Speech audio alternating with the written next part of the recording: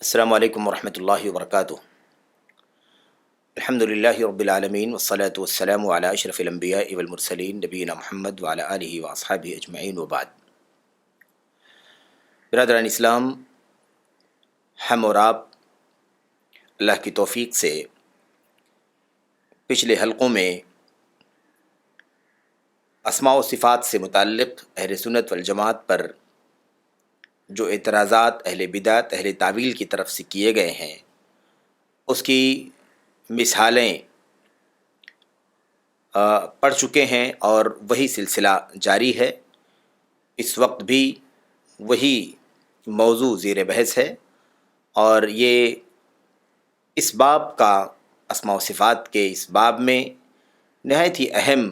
اور بنیادی باب ہے، بنیادی مسائل ہیں جن پر ہم گفتگو کر رہے ہیں شیخ محمد بن صالح العثیمین رحمۃ اللہ علیہ کے اس رسالے سے، جس کا نام القواعد المثلیٰ ہے۔ اور اس ضمن میں پچھلے حلقے میں جو آخری باتیں ہوئی ہیں وہ اس حوالے سے تھیں کہ اللہ تبارک و تعالی نے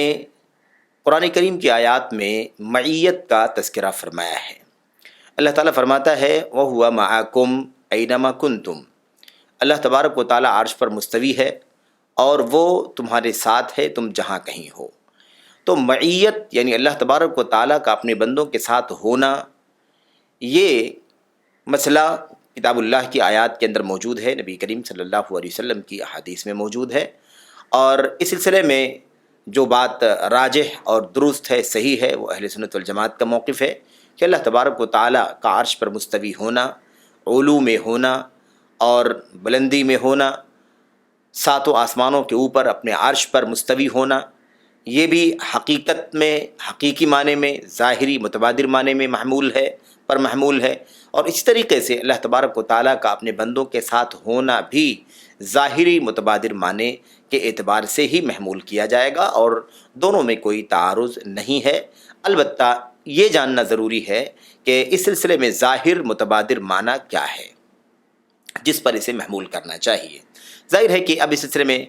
باتیں آپ کے سامنے آ چکی ہیں، کچھ باتیں، کہ ایک طبقہ یہ کہنا چاہتا ہے کہ اللہ تبارک و تعالیٰ کا بندوں کے ساتھ ہونا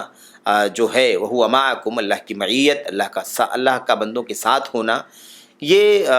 وہ اس کا معنی یہ لیتے ہیں کہ اللہ تبارک و تعالیٰ جو ہے وہ بندوں کے درمیان ہے، بندوں کے بیچ میں حلول کیے ہوئے ہے، ان کی جگہوں میں ہے، ان کی مجلسوں میں ہے۔ یہ معنی ظاہر متبادر معنی وہ لیتے ہیں، جبکہ اہل سنت کا اس پر اتفاق ہے، اجماع ہے کہ یہ معنی غلط ہے، باطل معنی ہے۔ ہاں، صحیح بات یہ ہے کہ اللہ تبارک و تعالی اپنی ذات کے ساتھ عرش پر مستوی ہے، اور اپنے علم، اپنے احاطے اور اس طریقے سے اپنی جو ربوبیت کی صفات ہیں ان صفات کے ساتھ اللہ تبارک و تعالی بندوں کے ساتھ ہے۔ تو دونوں میں کوئی تعارض نہیں ہے، دونوں اپنے حقیقی ظاہری متبادر معنی پر محمول ہیں، اور یہی اہل سنت الجماعت کا موقف ہے، اور یہی راجح ہے، اور یہی درست اور صحیح معنی ہے۔ اس سلسلے میں جو بہت سارے مباحث اس سے متعلق ہیں، وہ مباحث ابھی آپ کے سامنے آنا باقی ہیں۔ اس سلسلے میں جو اس وقت اس حلقے میں ہمیں چند باتیں کرنی ہے، جو اس موضوع کا دوسرا حلقہ ہے، وہ یہ ہے کہ اگر ہم اور آپ اہل بدعت کے اس موقف پر گفتگو کریں، غور کریں، اور دیکھیں کہ اہل بدعت جو ہیں وہ کیا جو معنی لیتے ہیں اس کی کیا حقیقت ہے، تو ہمارے سامنے یہ بات واضح ہوگی کہ اہل بدعت جو معنی لیتے ہیں یہ معنی در حقیقت باطل ہے، اور یہ معنی درست نہیں ہے۔ اس سلسلے میں جو چند باطل امور لازم آتے ہیں ان کا تذکرہ آپ کے سامنے انشاءاللہ تبارک و تعالی اس حلقے میں کیا جائے گا۔ اللہ تبارک و تعالی سے دعا کرتے ہیں کہ اللہ عز و جل ہمیں اور آپ کو اس سلسلے میں غور کرنے کی توفیق عطا فرمائے، اور اہل سنت والجماعت کا جو موقف ہے اور صحیح موقف ہے اس موقف کو سمجھنے کی توفیق بخشے۔ اور اس سلسلے میں عام طور پر عقلوں کا استعمال ہوتا ہے، اور عقل کے استعمال، مجرد عقل کے استعمال کی وجہ سے بہت سارے خلل اس میں پیدا ہوتے ہیں۔ وہی نقطہ ہے جس سے بچنے کی ضرورت ہے۔ عقل کو بلا شبہ اللہ تبارک و تعالیٰ کی نعمت ہے، اور اسے استعمال کر کے ہمیں سمجھنا ضروری ہے، لیکن ظاہر ہے کہ اگر ہم نے عقل کو حاکم بنا دیا اللہ تعالیٰ کی کتاب پر، نبی علیہ الصلوۃ والسلام کی سنت کے اوپر، اور سلف امت کے فہم کے اوپر، اور ان کے عقیدے اور ان کے منہج کے اوپر، تو اس میں کوئی شک نہیں ہے کہ یہ باطل تک جانے کا راستہ ہوگا، گمراہی کا دروازہ کھولنے کا سبب ہوگا۔ اس لیے بہرحال اس سلسلے میں ہمیں بہت زیادہ محتاط رہنے کی ضرورت ہے۔ آئیے دیکھتے ہیں، دیکھیے اگر اللہ تبارک و تعالیٰ کی معیت اپنی مخلوق کے لیے، یعنی اللہ تبارک و تعالیٰ کا اپنے مخلوق کے ساتھ ہونا، اگر اللہ کی معیت اور اللہ کے ساتھ کی تفسیر، اس کا معنی اس طرح سے لیا جائے جس سے یہ ثابت ہو، جس کا یہ تقاضا ہو، جس سے یہ لازم آتا ہو کہ اس سے حلول ثابت ہو، یا مثال کے طور پر اختلاط، یعنی اللہ تبارک و تعالیٰ کا بندوں کے ساتھ مختلط ہونا، گڈمڈ ہونا، خلط ملط ہونا، ان کے بیچ میں ہونا، یہ اگر ثابت ہوتا ہو، یا ایسا اس طرح سے معنی لینے کا تقاضا یہ بنتا ہو کہ اللہ تبارک و تعالیٰ اپنے بندوں کے درمیان حلول کیے ہوئے ہے یا اختلاط ہے، تو یہ جو معنی ہے یہ باطل ہے۔ اور یہ معنی باطل ہے، اس کے باطل ہونے کے کئی پہلو ہیں، ان پہلوؤں کا تذکرہ امام محمد بن صالح العثیمین رحمۃ اللہ علیہ نے کیا ہے، اور میں اس کا خلاصہ آپ حضرات کے سامنے رکھنا چاہتا ہوں، اور خلاصہ پیش کرنے کا شرف حاصل کرنا چاہتا ہوں۔ دیکھیے کئی پہلو ہیں اس کے سمجھنے کے کہ یہ باطل ہے۔ یہ معنی باطل ہے کہ اللہ تبارک و تعالیٰ کی معیت کا معنی حلول کا لیا جائے، اختلاط کا لیا جائے، یا اللہ تبارک و تعالیٰ کی معیت کا معنی ایسا کچھ لیا جائے جس سے اختلاط یا حلول کا تقاضا بنتا ہو، یا اختلاط یا حلول لازم آتا ہو، تو یہ معنی باطل ہے، اور اس سے کئی باطل امور لازم آتے ہیں۔ دیکھیے اس کے باطل ہونے کی جو پہلی وجہ ہے وہ یہ ہے کہ یہ اللہ تبارک و تعالیٰ کی کتاب، نبی کی سنت کے خلاف ہے، اور دوسری بات یہ ہے کہ اللہ تبارک و تعالیٰ نے کتاب و سنت کی فہم اور کتاب و سنت کی فقہ کے سلسلے میں سلف امت کو بنیاد قرار دیا ہے، کیونکہ وہ پہلا طبقہ ہے جس نے اللہ کے نبی علیہ الصلوۃ والسلام کے سامنے صحابہ کرام، اور پھر ان کے بعد تابعین، پھر ان کے بعد تبع تابعین، اور پھر ان کے نقش قدم پر چلنے والے۔ تو بہرحال یہ خیر القرون کا جو طبقہ ہے، یہ طبقہ سب سے پہلا طبقہ ہے جس نے اپنی آنکھوں کے سامنے صحابہ کرام نے، خصوصیت کے ساتھ صحابہ کرام کی بات چل رہی ہے، اور پھر ان کے نقش قدم پر چلنے والے ان کے بعد میں ہیں، تو انہوں نے اللہ کے کلام کو اترتے ہوئے اپنی آنکھوں سے دیکھا، وحی کا منظر دیکھا، اور اللہ کے نبی علیہ الصلوۃ والسلام کی زبان مبارک سے اس کی تشریح کو سمجھا، سنا، اور پھر اسے اپنے ذہن و دماغ میں بٹھایا، آپ کے عمل کو، اپنے کردار، آپ کے کردار کو، آپ کی تقریر کو بہرحال انہوں نے دیکھا، اور پھر اس کے مطابق زندگی گزاری۔ انہوں نے اللہ تبارک و تعالیٰ کی معیت کا معنی کیا سمجھا ہے، یہ پہلا نقطہ ہے، سمجھنے کی ضرورت ہے۔ جو کچھ انہوں نے سمجھا ہے اور جس پر انہوں نے اتفاق کیا ہے، یہ بات اس کے خلاف ہے۔ یعنی اگر معیت کا معنی اختلاط کا، حلول کا لیا جائے، تو یہ تفسیر، یہ معنی امت کے سلف کے اجماع کے خلاف ہے، کیونکہ امت کے سلف میں سے کسی نے بھی اس کی تفسیر اس طرح سے نہیں کی ہے، بلکہ سب کا اس بات پر اجماع ہے کہ یہ بات درست نہیں ہے۔ اس کے انکار کرنے پر ان کا اجماع ہے، اس کی نکارت پر اجماع ہے، اس کے باطل ہونے پر اجماع ہے، یہ معنی کسی نے بھی نہیں بتلایا ہے۔ تو یہ پہلی بات ہے، تو یہ باطل ہے میرے بھائی، کیونکہ آپ دیکھیں کہ سلف امت نے اس پر اجماع کیا ہے کہ یہ معنی باطل ہے، اور یہ تفسیر غلط ہے۔ کسی نے بھی نہ یہ تفسیر کی ہے اور نہ ہی اس تفسیر کو منظور کیا ہے اور اس کو تسلیم کیا ہے، بلکہ اس کی نکارت بیان کی ہے اور اس کو ٹھکرایا ہے۔ نمبر ایک۔ نمبر دو، اس کے باطل ہونے کی جو دوسری وجہ ہے وہ یہ ہے کہ اگر ہم اسے مان لیں، مثال کے طور پر کہ اسے اختلاط اور حلول کا معنی ہے یہ، اور اس کی تفسیر اختلاط اور حلول سے کریں، تو آپ دیکھیے کہ یہ اتنی خطرناک چیز ہے کہ یہ بات خود اللہ تبارک و تعالیٰ کا جو علو ہے، اللہ تعالیٰ کی صفت علو جو ثابت ہے کہ اللہ تبارک و تعالیٰ بلند ہے، اللہ تبارک و تعالیٰ ساری مخلوقات کے اوپر ہے، بلندی میں ہے، اور یہ اللہ کی کتاب سے، اللہ کے نبی کی سنت سے، عقل سے، فطرت سے، سلف امت کے اجماع سے یہ بات ثابت ہے میرے بھائیوں کہ اللہ تبارک و تعالیٰ بلند ہے۔ اب اللہ تبارک و تعالیٰ بلند ہے، اللہ تبارک و تعالیٰ ارتفاع میں ہے، تو ایسی صورت میں اگر ہم یہ کہتے ہیں کہ اللہ تبارک و تعالیٰ کی معیت کا معنی حلول ہے اور اختلاط ہے، تو یہ اس کے خلاف ہے میرے بھائیوں، یہ ٹکراؤ پیدا ہوتا ہے اس سے۔ تو یہ معنی اللہ تبارک و تعالیٰ کے علو کی صفت کے منافی ہے، اور علو کی صفت اللہ کی کتاب، نبی کی سنت اور سلف امت کے اجماع، عقل، فطرت، حس وغیرہ سے عقل، فطرت وغیرہ سے ثابت ہے۔ تو بہرحال تو آپ دیکھیں کہ جب ایک دلیل سے ایک مسئلہ ثابت ہے اور یہ چیز اس کے خلاف ہے، اس کے منافی ہے، تو جو چیز دلیل سے ثابت مسئلے کے خلاف ہو، اس کے منافی، وہ خود باطل ہے، وہ خود باطل ہے میرے بھائیوں۔ اس لیے کہ خود اللہ تبارک و تعالیٰ کی کتاب میں وہ چیز ثابت کی گئی ہے، تو اس ثابت چیز کا انکار ہم کیسے کر سکتے ہیں کوئی ایسا معنی لے کر کے جو معنی اس کے منافی ہے۔ تو بہرحال اس سے پتہ چلتا ہے کہ اللہ تبارک و تعالیٰ کی جو معیت ہے اپنی مخلوق کے ساتھ، اللہ تبارک و تعالیٰ ہے، یہ اس کی تفسیر حلول کے ذریعے سے کرنا، اس کی تفسیر اختلاط کے ذریعے سے کرنا، یہ باطل ہے، اللہ کی کتاب سے باطل ہے، نبی کی سنت سے باطل ہے، عقل سے، فطرت سے، حس سے، اجماع سلف سے یہ باطل ہے، کیونکہ یہ عقل، کتاب و سنت، عقل، فطرت، اجماع سے یہ چیز ثابت ہے کہ اللہ تبارک و تعالیٰ کے لیے علو کی صفت ہے۔ اب اللہ کے لیے علو کی صفت ثابت ہے، اور یہ معنی جو ہم لے رہے ہیں اختلاط کا اور حلول کا، یہ اس کے منافی ہے، تو یہ منافی ہونے کی وجہ سے باطل ہے، کیونکہ یہ میرے بھائیوں اس کتاب کے خلاف ہے، نبی کی سنت کے خلاف ہے، اجماع کے خلاف ہے، سلف کے، ایسے عقل اور فطرت کے بھی خلاف ہے، اس لیے یہ چیز باطل ہے۔ ایسے ہی میرے بھائیوں حلول اور اختلاط کا معنی لینا،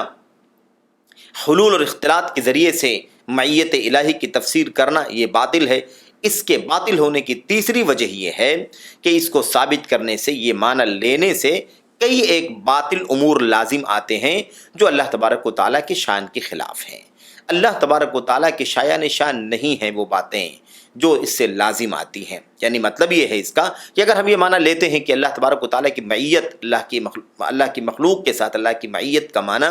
اختلاط ہے، حلول ہے، یعنی اللہ تعالیٰ نعوذ باللہ بندوں کے بیچ میں ہوتا ہے، ان کے بیچ میں خلط ملط ہوتا ہے، ان کی جگہوں میں، ان کے مجلسوں میں ہوتا ہے، اگر یہ معنی ہم لیتے ہیں تو اس سے کئی باتیں ایسی لازم آتی ہیں جو اللہ تبارک و تعالیٰ کی شان کے خلاف ہیں۔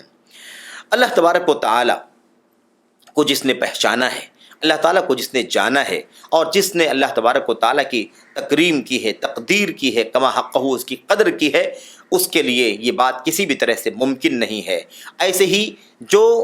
اللہ تبارک و تعالیٰ کے کلام کے اندر جو معیت کا لفظ آیا ہوا ہے، اس معیت کے لفظ کا عربی زبان میں معنی سمجھتا ہے، وہ عربی زبان جس عربی زبان میں قرآن کریم اترا ہے وہ معنی سمجھتا ہے، ایسے شخص کے لیے ممکن نہیں ہے میرے بھائیوں کہ وہ یہ کہے کہ اللہ تبارک و تعالیٰ کی معیت اپنی مخلوق کے ساتھ، اللہ تبارک و تعالیٰ کا اپنی مخلوق کے ساتھ ہونا، اللہ کی مخلوق کے لیے اللہ کی معیت جو ہے اس کا تقاضا یہ ہو کہ وہ اللہ تبارک و تعالیٰ اپنے بندوں کے ساتھ خلط ملط ہے، اللہ تعالیٰ اپنے بندوں کے بیچ میں ہے، یا اللہ تبارک و تعالیٰ ان کے درمیان حلول کیا ہوا ہے، یہ کبھی بھی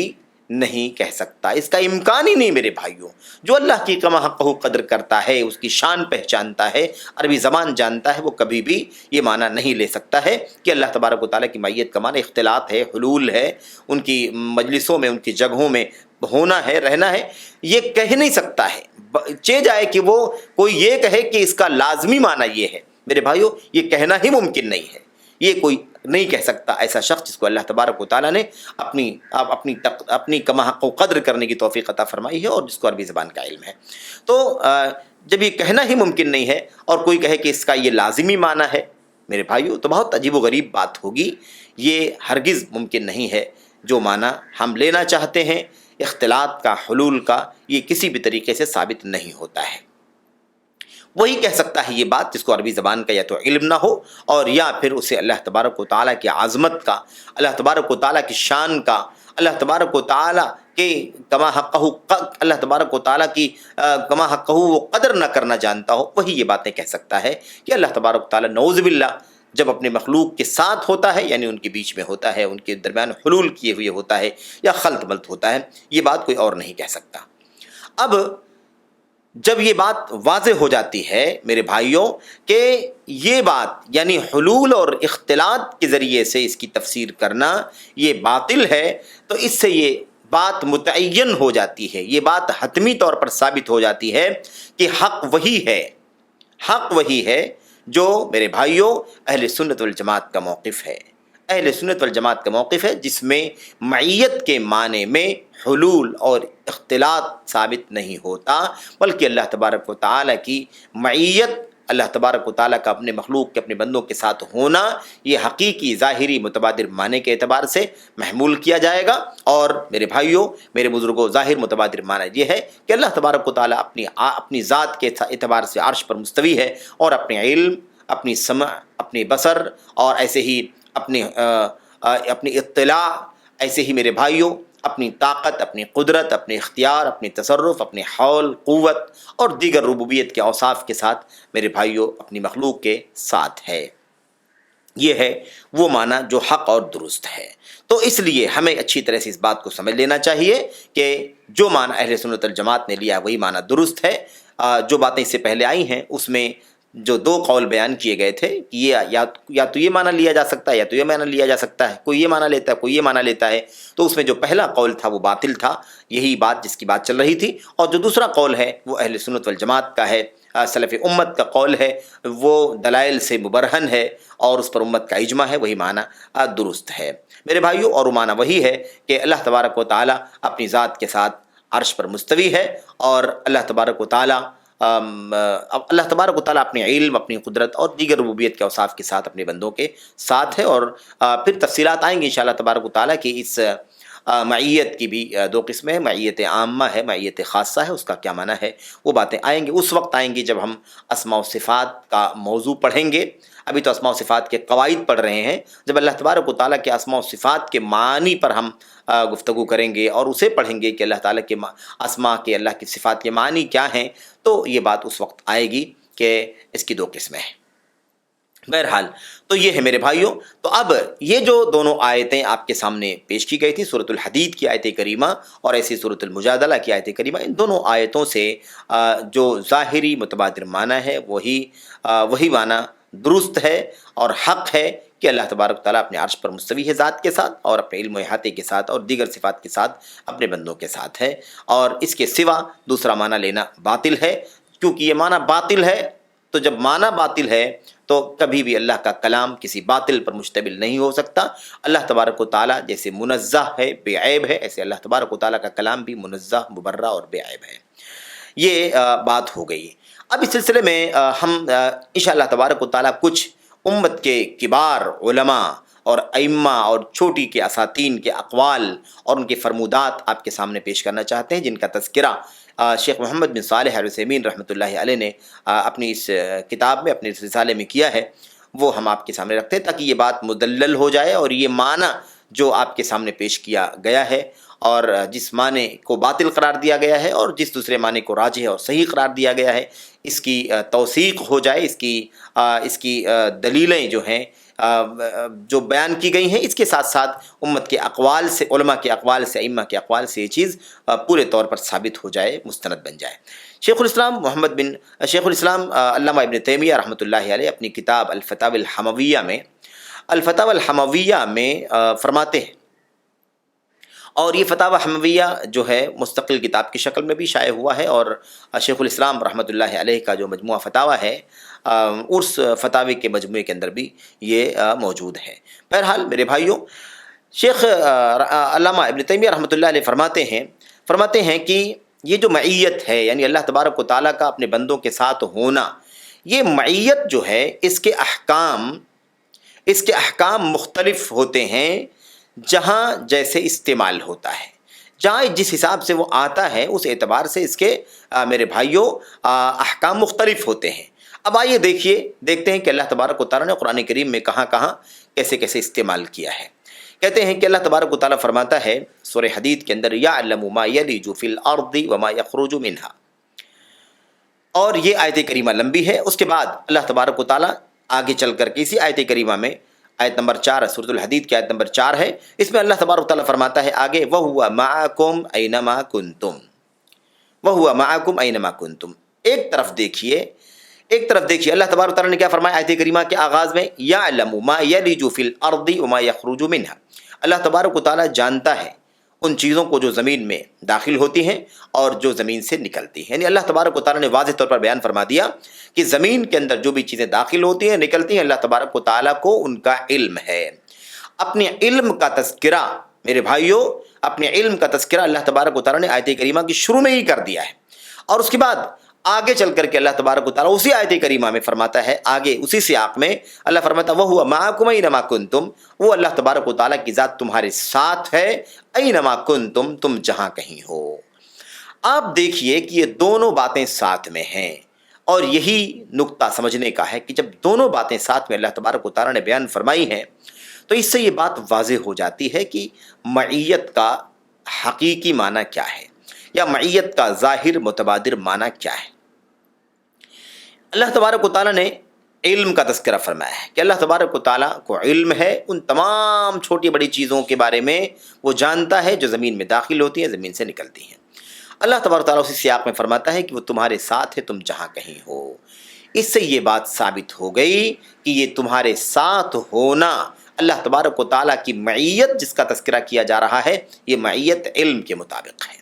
علم کے اعتبار سے ہے، علمی معیت ہے، نہ کہ ذاتی معیت کہ اللہ تبارک و تعالیٰ اپنی ذات بابرکات کے ساتھ بندوں کے بیچ میں حلول کیے ہوئے ہے، ان کے ساتھ ساتھ ہے، یہ معنی بالکل نہیں ہے۔ اللہ تعالیٰ کا کلام خود اس بات کو واضح کرتا ہے، کیونکہ ایک ہی سیاق میں اللہ تعالیٰ نے فرما دیا ہے علم یعلم ما یلج فی الارض وما یخرج منها، اور آگے اللہ نے فرمایا آیت کریمہ کے اختتام میں، اختتام سے پہلے وَهُوَ مَعَكُمْ أَيْنَمَا كُنْتُمْ، وہ تم جہاں کہیں رہو تمہارے ساتھ ہے، یعنی علم، اللہ تبارک و تعالیٰ کا علم تمہارے ساتھ ہے۔ اللہ تبارک و تعالیٰ جانتا ہے تم کیا کرتے ہو، کہاں کرتے ہو، چوری چھپے، علانیہ، سری، مثال کسی بھی طریقے سے ہم کریں، اللہ تبارک و تعالیٰ سب جانتا ہے۔ شیخ رحمۃ اللہ علیہ اس کی وضاحت کرتے ہوئے کہتے ہیں کہ میرے بھائیوں، اس آیت کریمہ کے حکم کے سلسلے میں جو ظاہری بات سمجھ میں آتی ہے وہ یہ ہے کہ اللہ تبارک و تعالیٰ تم سے آگاہ ہے، تم سے مطلع ہے، وہ جانتا ہے۔ شہید علیکم، اللہ تبارک و تعالیٰ گواہ ہے۔ وہ مہیمن، اللہ تبارک و تعالیٰ تم پر حاوی ہے۔ وہ عالم بکم، تمہیں جاننے والا ہے۔ یہ معنی نکلتا ہے اس سے، یہ معنی اس سے سمجھ میں آتا ہے کیونکہ اللہ تعالیٰ نے ایک ہی سیاق میں اس کا تذکرہ فرما دیا کہ اللہ تعالیٰ زمین میں ساری چیزیں جاتی ہیں جو نکلتی ہیں، اللہ سب کو جانتا ہے، اور وہ تمہارے ساتھ میں ہے جو تم جہاں کہیں ہوتے ہو۔ تو یہی معنی اس کا ہے کہ اس معیت کا تقاضا یہ ہے میرے بھائیو کہ اللہ تبارک و تعالیٰ تمہارے حالات سے آگاہ ہے، واقف ہے، گواہ ہے تمہارے اوپر، اور تم پر حاوی ہے، تم پر میرے بھائیوں، اور تمہارے بارے میں علم رکھنے والا ہے۔ یہی سلف صالحین کا معنی ہے۔ سلف صالحین جو اپنی کتابوں کے اندر، اپنی تحریروں میں، اپنی گفتگو میں کہتے رہے ہیں کہ اللہ تبارک و تعالیٰ اپنے علم کے ساتھ اللہ تبارک و تعالیٰ اپنے علم کے ذریعے سے تمہارے ساتھ ہے، اللہ تبارک و تعالیٰ اپنے علم کے ذریعے سے تمہارے ساتھ ہے۔ یہ معنی سلف صالحین کے ہاں استعمال ہوا ہے، وہ اس طرح کی تعبیرات استعمال کیا کرتے تھے، جس سے یہ بات ثابت ہوتی ہے کہ اللہ تبارک و تعالیٰ علم کا خاص تذکرہ کرتے تھے، ورنہ اور ساری صفات جو اللہ تبارک و تعالیٰ کی ربوبیت سے متعلق ہیں وہ ساری صفتیں اس کے اندر آتی ہیں، جس کے اندر مثال کے طور پر سمع ہے،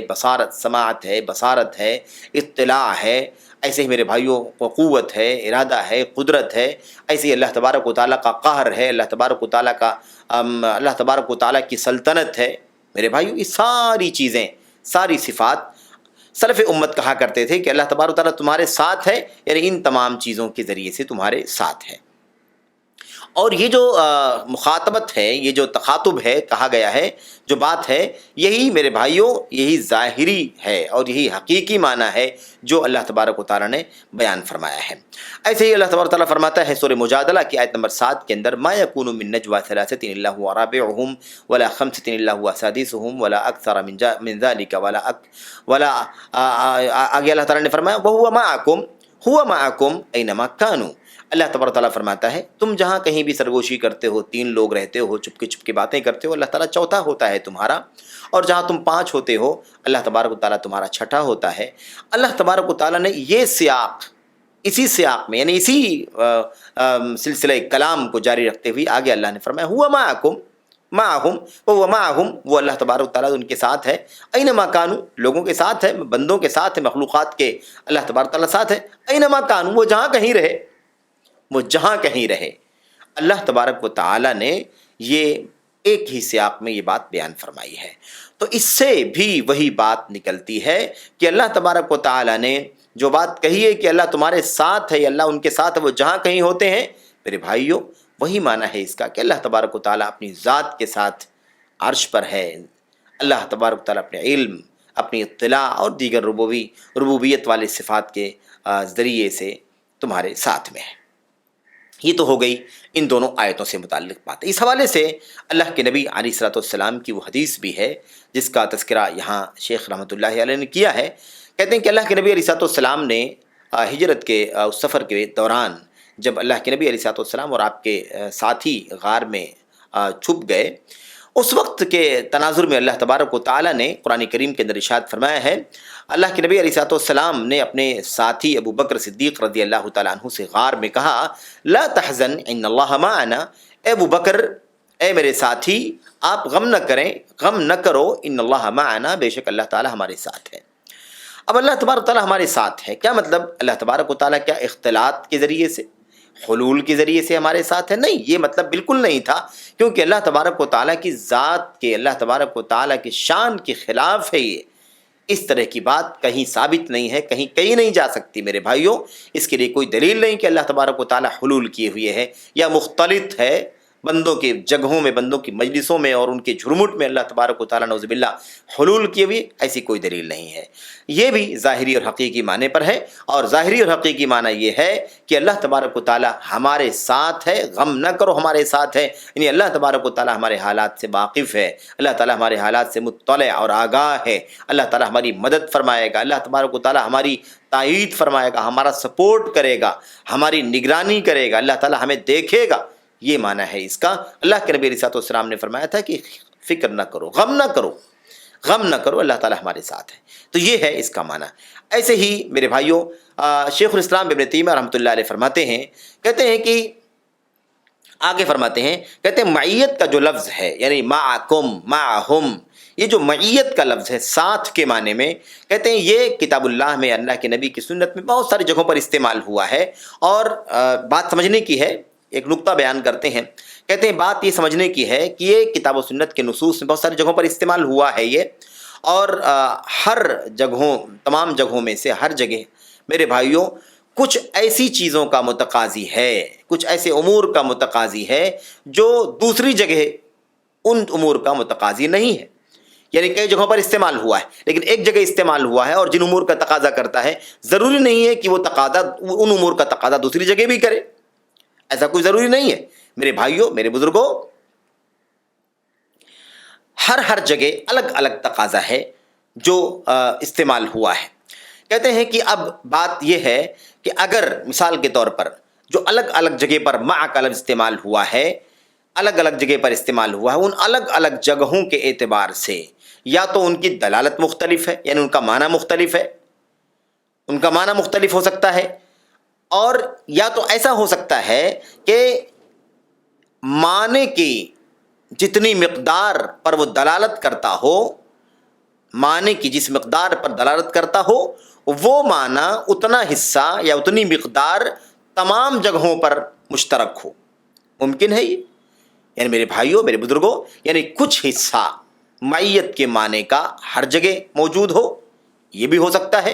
اور ایسا بھی ہو سکتا ہے کہ اللہ تبارک و تعالیٰ کے کلام اور نبی کی حدیثوں کے اندر جو بہت ساری جگہوں پر معیت کا لفظ استعمال ہوا ہے، وہاں ہر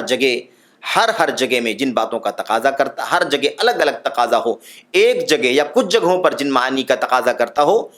دوسری جگہوں پر ان معانی کا تقاضا نہ کرتا ہو، الگ تقاضا ہو وہاں پر، یہ ایسا ممکن ہے۔ ہاں، دوسری جو بات بیان کی گئی ہے کہ جہاں جہاں یہ لفظ معیت کا آیا ہوا ہے اور قدر مشترک چیز پر دلالت کرتا ہے، تو قدر مشترک چیز پر دلالت کرتا ہوگا، یعنی ایک حصہ، ایک مقدار ایسی ہوگی جو ہر جگہ اس معنی کی پائی جائے گی، لیکن ہر جگہ کچھ امتیازی باتیں بھی ہوں گی، یعنی کچھ چیزوں میں ہر معنی ہر جگہ جہاں جہاں استعمال ہوا ہے، ہر جگہ ایک معنی یا معنی کا ایک حصہ ہر جگہ مشترک ہے، لیکن بقیہ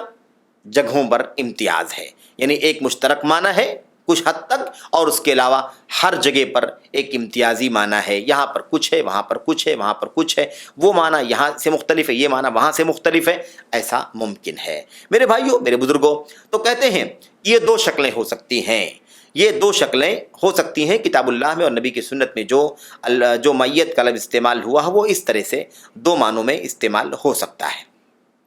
لیکن ان دونوں صورتوں میں ان دونوں قسم کی جو بات کہی گئی ہے، ان دونوں قسموں میں کہیں بھی دونوں قسموں میں اس بات کا تقاضا نہیں پایا جاتا ہے کہ نعوذ باللہ اللہ تبارک و تعالیٰ کی ذات بابرکات، اللہ تعالیٰ کی ذات گرامی یا اللہ تبارک و تعالیٰ کی مخلوق کے ساتھ خلط ملط ہو، یا اللہ تبارک و تعالیٰ کی معیت کا معنی یہ ہو کہ اللہ تبارک و تعالیٰ اپنی ذات کے ساتھ اپنے بندوں کے بیچ میں حلول کیے ہوئے داخل ہے وہاں، یا ان کی جگہوں میں، یا ان کے آس پاس، یا ان کے گھروں میں، ان کی آفسوں میں، یا اور کہیں جہاں بھی وہ ہوتے ہوں ان کی جگہوں میں اللہ تبارک و تعالیٰ بھی داخل ہو، یہ تقاضا کسی بھی صورت میں نہیں پایا جاتا ہے۔ اس گفتگو کا اس چھوٹے سے نقطے کا خلاصہ کیا ہے؟ اس کا خلاصہ یہ ہے، شیخ رحمۃ اللہ علیہ یہ فرماتے ہیں، کہتے ہیں کہ دیکھیے معیت کا لفظ کتاب و سنت میں کئی جگہ استعمال ہوا ہے، اب کئی جگہ جو استعمال ہوا ہے وہ دو طرح سے ہم سمجھ سکتے ہیں۔ ایک یہ ہو سکتا ہے کہ اللہ تبارک و تعالیٰ کا یہ لفظ جو استعمال ہوا ہے اللہ کی معیت کا اپنی مخلوق کے ساتھ میں، یہ میرے بھائیوں ہر جگہ جہاں جہاں استعمال ہوا ہے وہاں وہاں الگ امور کا تقاضا کرتا ہو، یا ایسا بھی ہو سکتا ہے کہ ہر جگہ الگ الگ امور کا تقاضا نہ کرے، بلکہ کچھ حصہ ہر جگہ ایک مشترک ہو اور کچھ حصہ الگ الگ ہو۔ دونوں صورتیں ہو سکتی ہیں، لیکن ان دونوں صورتوں میں کسی بھی صورت میں یہ لازم نہیں آتا ہے کہ معیت کی تفسیر ہم کریں، معیت کا معنی ہم بتائیں تو اس سے اللہ تبارک و تعالیٰ کے اپنی مخلوق کے بیچ میں حلول کرنے کا معنی نکالیں، یہ کہیں بھی ثابت نہیں ہوتا ہے۔ یہ اس کا خلاصہ ہے جو شیخ رحمۃ اللہ علیہ کہنا چاہتے ہیں۔ اب یہاں پر آگے اسی بات کو موقت کرنے کے لیے، اسی بات کو سمجھانے کے لیے کہتے ہیں کہ یہ چیز کہ اللہ تبارک و تعالیٰ کی لفظ معیت کا تقاضا یہ نہیں ہے کہ اللہ تبارک و تعالیٰ کی ذات یہ اللہ کی مخلوق کے ساتھ مختلط ہے، اختلاط ہے اس کا، یا حلول کیے ہوئے ہے، اس کا تقاضا یہ نہیں ہے۔ اس کی دلیل پیش کر رہے ہیں، کہہ رہے ہیں اس کی دلیل کہ اللہ تبارک و تعالیٰ کا بندوں کے ساتھ ہونا ان کے ساتھ اختلاط یا ان کے ساتھ حلول کا تقاضا نہیں کرتا ہے۔ اس کی دلیل ایک پیش کرتے ہیں، کہتے ہیں اس کی دلیل یہ بھی ہے کہ اللہ تبارک و تعالیٰ نے سورۃ المجادلہ کی آیت کریمہ میں، اور ہم بھی انشاءاللہ تبارک و تعالیٰ پوری آیت کریمہ کو پڑھیں گے تاکہ یہ بات واضح ہو جائے کہ ثابت کیا کرنا چاہتے ہیں، اور یہ بات مستند طور پر ہمارے سامنے آ جائے۔ کیا ہے وہ یہ ہے کہ اللہ تبارک و تعالیٰ نے، آیت کریمہ آگے آ رہی ہے، اس آیت کریمہ میں اللہ تبارک و تعالیٰ نے آیت کریمہ کے شروع میں اور ایسے ہی آیت کریمہ کے اختتام پر، شروع میں اور اخیر میں اللہ تبارک و تعالیٰ نے اپنے عمومی علم کا تذکرہ فرمایا ہے کہ اللہ کا علم عام ہے ہر جگہ، اللہ تبارک و تعالیٰ کا علم ہر جگہ کو محیط ہے، ہر جگہ اللہ تبارک و تعالیٰ کا علم ہے۔ تو اللہ تعالیٰ کے علم کے عموم کا تذکرہ اس آیت کریمہ کے شروع میں بھی کیا گیا ہے اور آیت کریمہ کے اخیر میں بھی کیا گیا ہے، اور ان دونوں کے بیچ میں اللہ تبارک و تعالیٰ نے معیت کا تذکرہ فرمایا ہے۔ اس سے یہ ثابت ہوتا ہے کہ معیت یہ معیت علم ہے، معیت اطلاع ہے، معیت واقفیت ہے، معیت آگاہی ہے، معیت سماعت ہے، معیت بصارت ہے، معیت سلطنت ہے، معیت وغیرہ۔ میرے بھائیوں یہ معنی ہے اس کا۔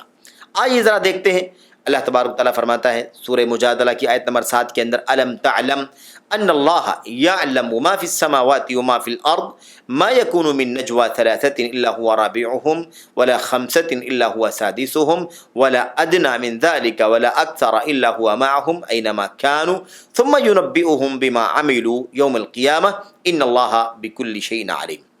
یہ آیت کریمہ ہے، آپ دیکھیے اللہ تعالیٰ فرماتا ہے الم ترى ان اللہ یعلم ما فی السماوات والارض، کیا آپ نہیں دیکھتے کہ اللہ تبارک و تعالیٰ اچھی طرح سے جانتا ہے ان چیزوں کو جو آسمانوں میں ہیں اور جو زمین میں ہے۔ دیکھیے عمومی علم بیان کیا جا رہا ہے کہ اللہ کا علم عام ہے سارے آسمانوں کے لیے، ساری زمینوں کے لیے اللہ تعالیٰ کا علم عام ہے، ہر جگہ کو اللہ تبارک و تعالیٰ جانتا ہے۔ پھر اللہ تعالیٰ فرماتا ہے ما یکون من نجوى ثلاثة الا هو رابعهم، جہاں بھی تین لوگ سرگوشی کرتے ہیں یعنی کانا پھوسی کرتے ہیں، چپکے چپکے باتیں کرتے ہیں، کان سے منہ کو لگا کر کے آدمی چپکے سے اس کے کان میں کچھ کہہ دیتا ہے، اس کو سرگوشی کہتے ہیں، جس کو نجوا کہتے ہیں، مناجات کہتے ہیں۔ بہرحال اللہ تبارک و تعالیٰ فرماتا ہے کہ جہاں بھی تین لوگ چپکے چپکے باتیں کرتے ہیں، سرگوشی کرتے ہیں، الا هو رابعہم، مگر یہ کہ اللہ تبارک و تعالیٰ ان کا چوتھا ہوتا ہے، اور جہاں بھی پانچ لوگ سرگوشی کرتے ہیں اللہ تبارک و تعالیٰ ان کا چھٹا ہوتا ہے۔ ولا ادنى من ذلك ولا اکثر الا هو معهم، اللہ تعالیٰ پھر عموم کر کے فرماتا ہے اور چاہے اس سے کم ہو یا زیادہ کی تعداد ہو، جہاں بھی لوگ چپکے چپکے باتیں کر رہے ہوں گے، بہرحال اللہ تبارک و تعالیٰ ان کے ساتھ ہوتا ہے۔ اللہ تعالیٰ فرماتا آگے وَهُوَ مَعَهُمْ، سبحان اللہ، فرماتا الا هو معهم اينما كانوا، جہاں بھی وہ لوگ کم ہوں زیادہ ہوں، تھوڑے ہوں زیادہ ہوں، مل کر کے چپکے چپکے باتیں کر رہے ہوں، اللہ تبارک و تعالیٰ فرماتا ہے وہ جہاں بھی ہوں یہ کم یا زیادہ لوگ، اللہ تبارک و تعالیٰ ان کے ساتھ ہوتا ہے، وہ جہاں کہیں ہوں، وہ جہاں کہیں ہوں اللہ تبارک و تعالیٰ ان کے ساتھ ہے۔ ثم ينبئهم الله بما عملوا يوم القیامہ، پھر اللہ تبارک و تعالیٰ قیامت کے دن ان کے عمل کی خبر انہیں دے گا، ان کے کرتوت کے بارے میں انہیں بتلائے گا، انہیں خبر دے گا میرے بھائیو، انہیں آگاہ کرے گا کہ تم نے یہ عمل کیا، اچھا عمل برا عمل سارا اللہ تبارک و تعالیٰ بتلائے گا۔ اللہ آخر میں فرماتا ہے ان اللہ بکل شیء علیم، اللہ تعالیٰ ہر چیز کو خوب جاننے والا ہے۔ یہاں بھی عموم ہے، یہاں اللہ نے فرمایا ان اللہ بکل شیء علیم، بل بے شک اللہ تبارک و تعالیٰ ہر چیز کا جاننے والا ہے۔ اور اسی بات کو آیات کی شروع میں کیا کہا گیا تھا؟ اللہ علم تر ان اللہ یعلم ما فی السماوات وما فی الارض، کیا تم نہیں دیکھتے کہ اللہ تبارک و تعالیٰ آسمانوں کی ساری چیزوں کو جانتا ہے اور زمین کی ساری چیزوں کو جانتا ہے۔ تو آیت کریمہ کے آغاز پر بھی اور آیت کریمہ کے اختتام پر بھی اللہ تبارک و تعالیٰ نے اپنے علم کے عموم کا تذکرہ فرمایا ہے، اور اس کے درمیان اللہ تعالیٰ نے فرمایا کہ جہاں بھی تین لوگ سرگوشی کرتے ہیں چوتھا میں ہوتا ہوں، جہاں بھی پانچ لوگ سرگوشی کرتے ہیں چھٹا میں ہوتا ہوں۔ تو اس سے پتہ چلتا ہے کہ میں ہوتا ہوں، وہ جہاں بھی کہیں ہوں میں ان کے ساتھ ہوتا ہوں، یہی ہے میرے بھائیو، علم کے ساتھ ہوتا ہوں، یہ علم کے ساتھ ہوتا ہوں، کیونکہ اللہ نے صاف فرمایا، اللہ تعالیٰ نے صاف فرما دیا ہے کہ زمین و آسمان کے اندر جو اللہ تعالیٰ کا علم ہے وہ عام ہے، ہر جگہ ہر چیز کو ذرے ذرے کو اللہ تبارک و تعالیٰ جانتا ہے، اور اسی اعتبار سے اللہ تبارک و تعالیٰ اپنے بندوں کے ساتھ، اپنی مخلوق کے ساتھ میں ہے۔ تو اس آیت کریمہ کا جو ظاہر معنی بنتا ہے وہ یہی بنتا ہے کہ اس معیت کا جو تقاضا ہے،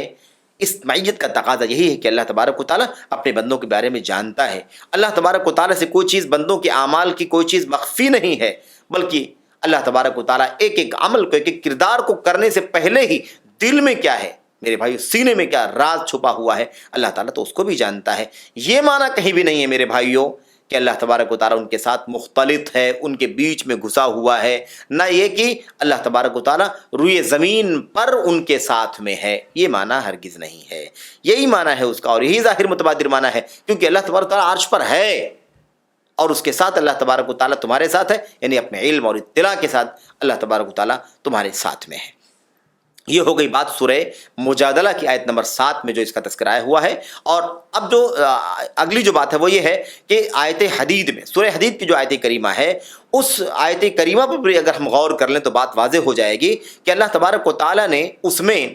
سورہ حدید کی آیت کریمہ آیت نمبر 4 میں اللہ تبارک و تعالیٰ نے پہلے اپنے استوا کا ذکر کیا ہے کہ اللہ تعالیٰ اپنے عرش پر مستوی ہے، اور ایسے ہی اللہ تبارک و تعالیٰ نے یہ بھی ذکر کیا ہے کہ اللہ تبارک و تعالیٰ کے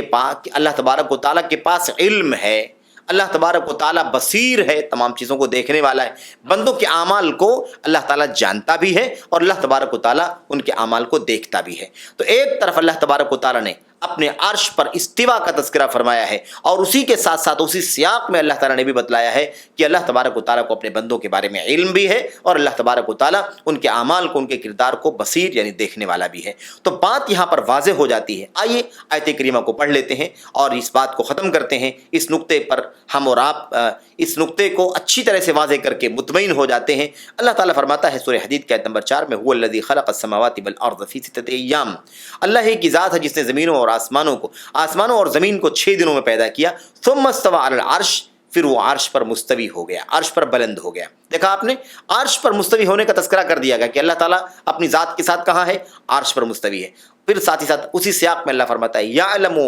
یعلم ما یلج فی الارض وما یخرج منها، اللہ تبارک و تعالیٰ خوب جانتا ہے جو کچھ زمین میں داخل ہوتا ہے اور جو کچھ زمین سے نکلتا ہے، وما ینزل من السماء وما یعرج فیہا، اور جو کچھ آسمان سے جو چیزیں اترتی ہیں اور جو کچھ آسمان کی طرف چڑھتی ہیں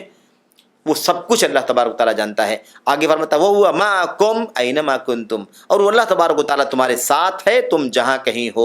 تم جہاں کہیں ہوتے ہو اللہ تعالیٰ تمہارے ساتھ ہوتا ہے۔ وَاللَّهُ بِمَا تَعْمَلُونَ بَصِيرٌ، اور اللہ تبارک و تعالیٰ تمہارے اعمال تمہارے کرتوت کو دیکھنے والا ہے۔ یہ بہت واضح سی بات ہے۔ آیت کریمہ کا پورا سیاق دیکھا جائے کہ اللہ تعالیٰ نے اپنے عرش پر مستوی ہونے کا تذکرہ فرمایا اور اس کے بعد بندوں کے علم کا تذکرہ فرمایا اور بندوں کو دیکھنے کا تذکرہ فرمایا۔ اسی سے معلوم پڑ جاتا ہے کہ ساتھ ہونے کا جو معنی ہے وہ معنی اختلاط کا نہیں ہے، حلول کا نہیں ہے، بلکہ وہ معنی اللہ تبارک و تعالیٰ کا، اللہ تبارک و تعالیٰ کے میرے بھائیوں، میرے بزرگوں، علم اور اللہ تعالیٰ کی بصیرت اور اللہ تبارک و تعالیٰ کی سمع، اللہ تبارک و تعالیٰ کی قدرت اور عظمت اور وغیرہ، ان تمام صفات ہی کا معنی یہاں پر ثابت ہوتا ہے۔ تو اس آیت کریمہ کا بھی ظاہر متبادر جو معنی ہے وہ یہی ہے کہ اس معیت کا تقاضا یہ ہے کہ اللہ تعالیٰ اپنے بندوں کو جانتا ہے، اللہ تعالیٰ اپنے بندوں کو اور اس کے اعمال کو دیکھتا ہے، ساتھ ہی ساتھ اللہ تبارک و تعالیٰ اپنے عرش پر مستوی ہے۔ اللہ تبارک و تعالیٰ اپنے بندوں پر، اپنی مخلوق پر بلند ہے، اپنے عرش پر بلند ہے، اور اس کے ساتھ ساتھ اللہ تبارک و تعالیٰ اپنے بندوں کے بارے میں علم رکھتا ہے، اپنے بندوں کے بارے میں اور اپنے بندوں کو دیکھتا ہے اور ان کے حالات سے واقف ہے۔ میرے بھائیو، میرے بزرگوں، یہ معنی بالکل نہیں ہے کہ اللہ تبارک و تعالیٰ اپنی مخلوقات کے ساتھ مختلط ہے، گڑمڑ ہے، نہ یہ ثابت ہوتا ہے کہ اللہ تعالیٰ ان کے ساتھ زمین میں موجود ہے۔ میرے بھائیو، اگر ہم ایسا معنی لینے کی کوشش کریں گے کہ یہ معنی ہے اس کا کہ اللہ تبارک و تعالیٰ اپنے مخلوق کے ساتھ ہے یعنی مختلط ہے یا ان میں حلول کیے ہوئے ہے، تو میرے بھائیوں، میرے بزرگوں، یہ تناقض ہو جائے گا، ٹکراؤ پیدا ہو جائے گا، کیونکہ اللہ تبارک و تعالیٰ کی آیت کے آغاز میں کچھ اور آیت کریمہ کے اختتام پر کچھ بیان کیا گیا ہے، تو اس کی ایسی صورت میں ٹکراؤ لازم آئے گا، اس سے ٹکراؤ لازم آئے گا۔ میرے بھائیوں، آیت کریمہ کی جو آخری حصہ ہے وہ پہلے حصے سے، ابتدائی حصے سے ٹکرائے گا۔ وہ بات یہ ہے کہ اللہ تبارک و تعالیٰ اپنے عرش پر مستوی ہے اور اللہ تبارک و تعالیٰ اپنی مخلوقات پر بلند ہے۔ ایک طرف یہ بات ہے، پھر کیسے کہا جا سکتا ہے کہ اللہ تبارک و تعالیٰ اپنے بندوں کے بیچ میں ہے، حلول کیے ہوئے ہے یا اختلاط کیے ہوئے ہے؟ یہ معنی بالکل بھی درست نہیں ہے۔ میرے بھائیوں، میرے بزرگوں، اب یہاں پر ہم انشاءاللہ تبارک و تعالیٰ اتفاق کرتے ہیں اور بقیہ جو باتیں ہیں مزید، وہ باتیں انشاءاللہ تبارک و تعالیٰ آپ کے سامنے اگلے حلقے میں ہوں گی، اور مزید جو باتیں آگے ابھی ہونی ہیں وہ انہی امت کے کبار علماء ہیں جو محققین ہیں، ان کے اقوال، ان کی فرمودات اور ان کی تفاسیر کا تذکرہ آپ کے سامنے کرنا ہے ان کی کتابوں سے، تاکہ یہ بات اچھی طرح سے مبرہن ہو جائے، واضح ہو جائے۔ اللہ سے دعا کرتے ہیں کہ اللہ تبارک و تعالیٰ ہمیں اللہ تعالیٰ کی معیت کے حوالے سے یہ بات سمجھنے کی توفیق عطا فرمائے، کسی بھی طرح کی الجھن پیچیدگی سے بچتے ہوئے اللہ تبارک و تعالیٰ سلف امت کے راستے کی پیروی کرنے کی توفیق عطا فرمائے۔ آمین یا رب العالمین۔ السلام علیکم ورحمۃ اللہ وبرکاتہ۔